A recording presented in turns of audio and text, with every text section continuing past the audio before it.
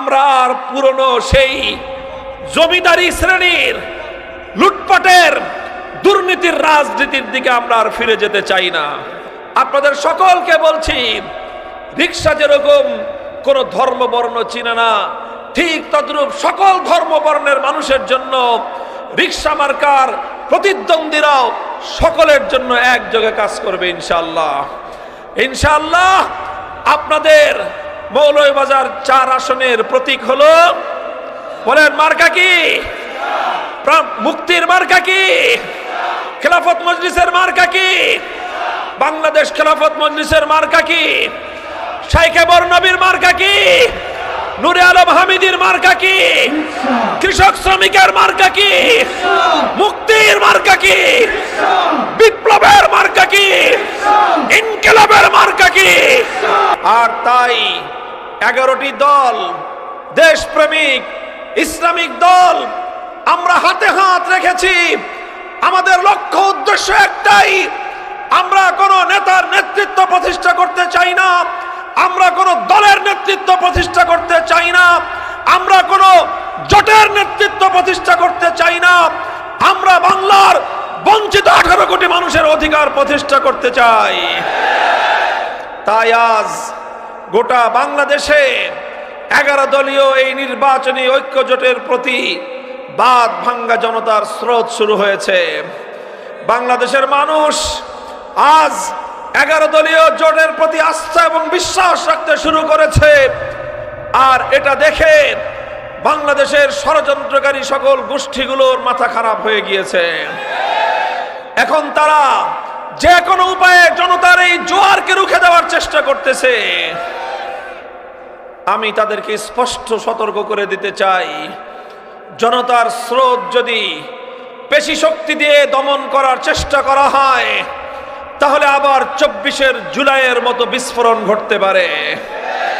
মনে রেখো, এ যে জাতি জেগে উঠেছে, এবারের জাগরণ জনতার অধিকার প্রতিষ্ঠার মধ্য দিয়েই সম্পন্ন হবে ইনশাআল্লাহ। কাজেই রাজনীতিতে প্রতিযোগিতা থাকবে, প্রতিদ্বন্দ্বিতা থাকবে, কোনো সহিংসতা আমরা বরদাস্ত করব না। হেলমেট লীগ, হাতুড়িওয়ালারা পারে নাই গায়ের জোরে বাংলাকে দমায়ে রাখতে, নিজেরাই পরাস্ত হয়ে গিয়েছে। প্রত্যেক পেশি শক্তিধারী রাজনৈতিক পক্ষগুলোকে আমরা সতর্ক করতে চাই, খবরদার পেশি শক্তি ব্যবহার করে এদেশের মানুষের জাগরণকে যদি রুখে দেওয়ার চেষ্টা করো, পরিণাম ভয়াবহ হতে পারে। তোমরা আজ এমন এক ভয়াবহ পর্যায়ে উপনীত হয়েছ, মাতৃজাতির সম্মান আজ তোমাদের কাছে মাঠে ঘাটে ভুলুণ্ঠিত হচ্ছে। যেই মায়ের গর্ভে তুমি জন্মগ্রহণ করেছ, সে মায়ের পেটে লাথি মারতে তোমার এতটুকু লজ্জাবোধ হয় না? হে কুলাঙ্গার! যদি এভাবেই আমার মায়েদেরকে, আমার মেয়েদেরকে পথে ঘাটে যদি লাঞ্ছিত করবার চেষ্টা করা হয়, গোটা বাংলাদেশ অগ্নিগর্ভ হয়ে উঠবে, রুখে দাঁড়াবে, বাদ সাধবে, কোনো কিছুই তোমরা রুখতে পারবে না ইনশাআল্লাহ।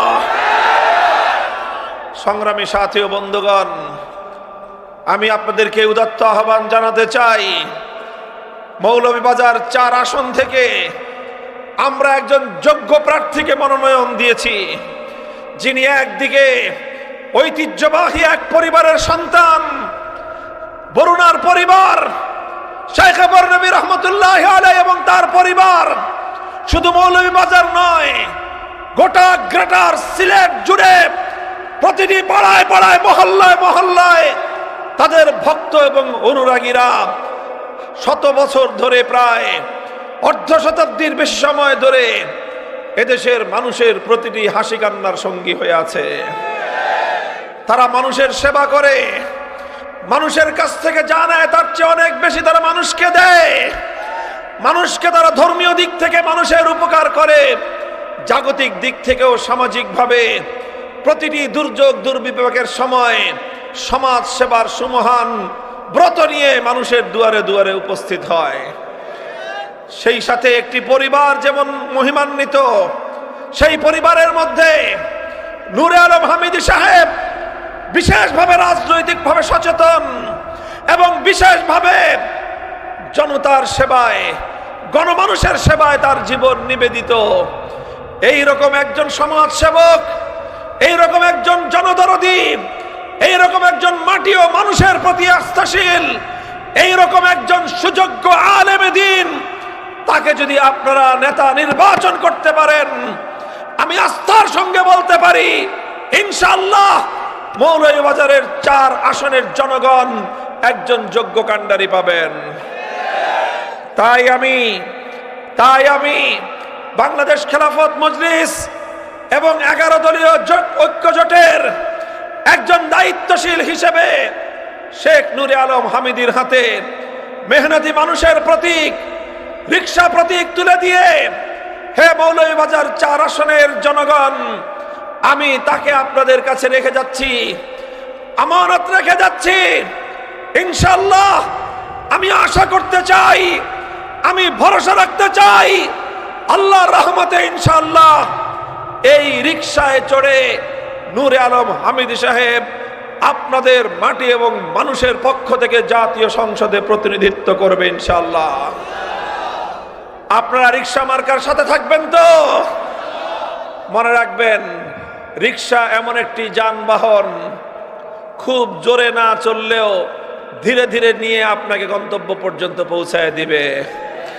রাস্তায় দামি দামি গাড়ি ঘোড়া নিয়ে চলতে পারবেন, দুর্ঘটনার শিকার হতে হয় অনেক সময় ইঞ্জিন অকেজো হয়ে রাস্তায় পড়ে থাকতে হয়। রিকশার কোনো ইঞ্জিনও নাই, রিকশা কোনোদিন অকেজো হয় না। রিকশার ইঞ্জিনও নাই, রিকশা দুর্ঘটনায়ও পড়ে না। সুন্দর ধীরে ধীরে চলতে চলতে যাত্রীকে নিয়ে তার বাড়ি পর্যন্ত পৌঁছে দেয়। আপনার আকাশে বিমান উড়ে, হেলিকপ্টার উড়ে দ্রুত গতিতে পৌঁছানো যায়, দুর্ঘটনার শিকার হলে কাউকে খুঁজে পাওয়া যায় না। নদীতে লঞ্চ চলে, স্টিমার চলে, নৌকা চলে, ঝড় জলোচ্ছ্বাসে নৌকা ডুবে, লঞ্চ ডুবে হাজারো মানুষের প্রাণহানি ঘটে। একমাত্র যানবাহন, বাংলার ঐতিহ্যবাহী যানবাহন হলো রিকশা। এই রিকশাই বড় লোকের সর্বশেষ আশ্রয়, এই রিকশাই গরিবের সর্বশেষ ঠিকানা। এই রিকশা গ্রামেও চলে, শহরেও চলে। এই রিকশা পাকা সড়কেও চলে, কাঁচা সড়কেও চলে। কথা বলেন ঠিক না বেঠিক? সুতরাং মেহনতি মানুষের প্রতীক রিকশা প্রতীক।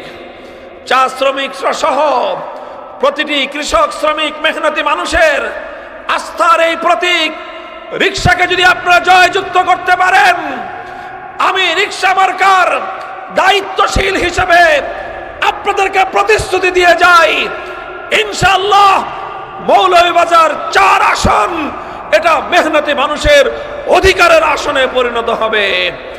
বাংলাদেশে মেহনতি মানুষের এক বিরাট অংশ মৌলভীবাজার এই 4 আসনে বসবাস করেন। চায়ের শ্রমিকরা বসবাস করেন। জাতি, ধর্ম, বর্ণ নির্বিশেষে বিভিন্ন ধর্মাবলম্বীরা এই মৌলভীবাজারে অবস্থান করেন। ইনশাআল্লাহ আমাদের মৌলভীবাজার 1 আসন থেকে দাঁড়িপাল্লায় মাওলানা লোকমান আহমদ, মৌলভীবাজার 2 আসন থেকে দাঁড়িপাল্লা মার্কায় ইঞ্জিনিয়ার শাহেদ আলী, মৌলভীবাজার 3 আসন থেকে দেয়াল ঘড়িতে মাওলানা আহমদ বিলাল, আর মৌলভীবাজার 4 আসন থেকে গাজী শেখ মাওলানা নূরে আলম হামিদী রিকশা প্রতীক নিয়ে প্রতিদ্বন্দ্বিতা করছে। আপনারা পরিবর্তনের পক্ষে থাকবেন, আছেন তো ইনশাআল্লাহ? আমরা আর পুরনো সেই জমিদারি শ্রেণীর লুটপাটের, দুর্নীতির রাজনীতির দিকে আমরা আর ফিরে যেতে চাই না।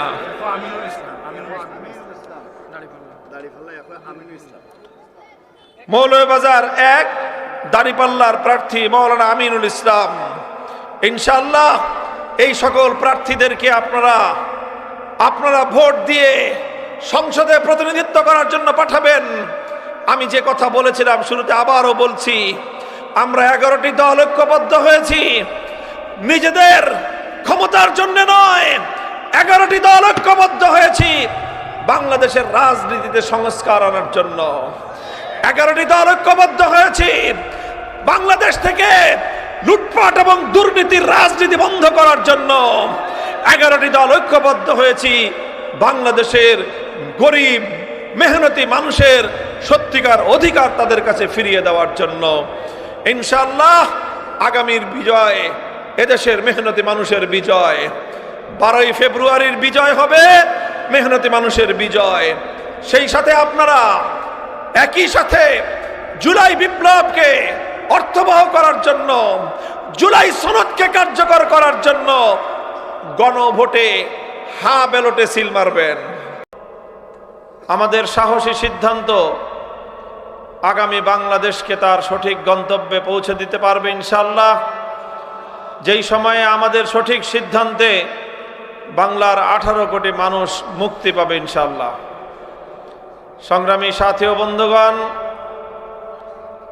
আজ এমন একটি সময়ে 11 দলীয় নির্বাচনী ঐক্য গঠন হয়েছে, যখন জুলাই বিপ্লবের, জুলাই গণ অভ্যুত্থানের মাধ্যমে বাংলাদেশের মানুষ বিগত 54 বছরের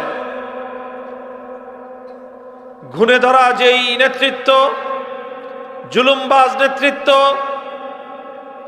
দুর্নীতি এবং লুটপাটের রাজনীতির যে বন্দোবস্তের নেতৃত্ব, সেই নেতৃত্বের জাতাকল থেকে বাংলার মানুষ আজ মুক্তি চায়। এদেশের মানুষ অনেক সংগ্রাম করে, অনেক লড়াই করে, অনেক রক্ত দিয়ে 1971 সালের মহান মুক্তিযুদ্ধের মধ্য দিয়ে স্বাধীনতার লাল সূর্যটাকে ছিনিয়ে এনেছিল। মানুষের এক বুক স্বপ্ন ছিল যে আমরা রক্ত দিয়ে লড়াই করে এক সময় 190 বছরের আধিপত্যবাদী শক্তি ব্রিটিশ বেনিয়াদেরকে বিতাড়িত করেছি। লড়াই করে আমরা কলকাতার দাদাবাবুদের আধিপত্যকে উৎখাত করেছি। এরপরে লড়াই করে পশ্চিম পাকিস্তানি খান পাঠানদেরকেও বিতাড়িত করা হয়েছে। 71-এর পর বাংলার মানুষ তাদের নিজস্ব নিজেদের এলাকার মানুষের দ্বারা শাসিত হবে। সুতরাং আর কোনো বৈষম্য থাকবে না, আর কোনো বঞ্চনা থাকবে না। কিন্তু দুর্ভাগ্যজনকভাবে স্বাধীনতার পর থেকে একের পর এক শাসক পরিবর্তন হয়েছে, কিন্তু বাংলার মানুষের ভাগ্যের পরিবর্তন হয় নাই। শাসনের নামে শোষণ হয়েছে, এখানে নেতৃত্বের নামে এদেশের মানুষকে গোলামির জিঞ্জিরে আবদ্ধ করার চেষ্টা করা হয়েছে। এদেশের মানুষের ভাগ্য নিয়ে ছিনিমিনি খেলা হয়েছে। 54 বছর পর্যন্ত এদেশের মানুষ শুধু দেখেছে দুর্বৃত্তায়নের রাজনীতি। 24-এর গণ অভ্যুত্থান কোনো বড় রাজনৈতিক দলের নেতৃত্বে হয় নাই। 24-এর গণ অভ্যুত্থান কোন রাজনৈতিক বড় নেতার নেতৃত্বের প্রয়োজন হয় নাই। দেশের মানুষের পিঠ যখন দেয়ালে ঠেকে গিয়েছে, তখন এদেশের তরুণ ছাত্র জনতা সেই ঘুণে ধরা, সেই ফ্যাসিবাদী স্বৈরতান্ত্রিক নেতৃত্বের বিরুদ্ধে, স্বৈরতান্ত্রিক রাজনৈতিক বন্দোবস্তের বিরুদ্ধে 1.5 সহস্রাধিক তাজা প্রাণের বিনিময়ে বাংলার দামাল সন্তানদের শাহাদাতের মধ্য দিয়ে 2024 সালের 5ই আগস্ট এদেশের মানুষ নতুন করে স্বাধীনতার স্বাদ আস্বাদন করেছে। কিন্তু দুর্ভাগ্যজনকভাবে যেমনিভাবে 71-এর মুক্তিযুদ্ধের পর জুলুম মুক্ত, শোষণ মুক্ত সমাজ গড়তে বাংলার মানুষ ব্যর্থ হয়েছে অসৎ নেতৃত্বের কারণে, 24-এর অভ্যুত্থান পরবর্তী বাংলাদেশেও আবারও সেই পুরনো ফ্যাসিবাদী বন্দোবস্ত ফিরিয়ে আনবার ষড়যন্ত্র এবং চক্রান্ত পরিচালিত হচ্ছে। গণভোটে বলেন, গণভোটে, গণভোটে সংসদে রিকশা, গণভোটে আবার বলেন, গণভোটে সংসদে, গণভোটে সংসদে হ্যাঁ দিবেন, রিকশা মার্কায় সিল মারবেন, আপনার উন্নত মৌলভীবাজার বুঝে নেবেন ইনশাআল্লাহ। জনতার কাঠগড়ায় দাঁড়িয়ে আমরা জবাবদিহিতা করব, আপনাদের প্রাপ্য আপনাদের কাছে বুঝিয়ে দেব ইনশাআল্লাহ। আগামীর দিনে, আগামী 12ই ফেব্রুয়ারির ব্যালট বিপ্লবের প্রত্যাশায় বক্তব্য শেষ করলাম। নাসরুম মিনাল্লাহি ওয়া ফাতহুন করিব ওয়া আখিরু দাওয়ানা আলহামদুলিল্লাহি রাব্বিল আলামিন। সুবহানাল্লাহি ওয়া বিহামদিহি সুবহানাকাল্লাহুম্মা ওয়া বিহামদিক আশহাদু আল্লা ইলাহা ইল্লা আনতা আস্তাগফিরুকা ওয়া আতুবু ইলাইক। আল্লাহুম্মা আমিন বিরহমাতিকা ইয়া আরহামার রাহিমিন।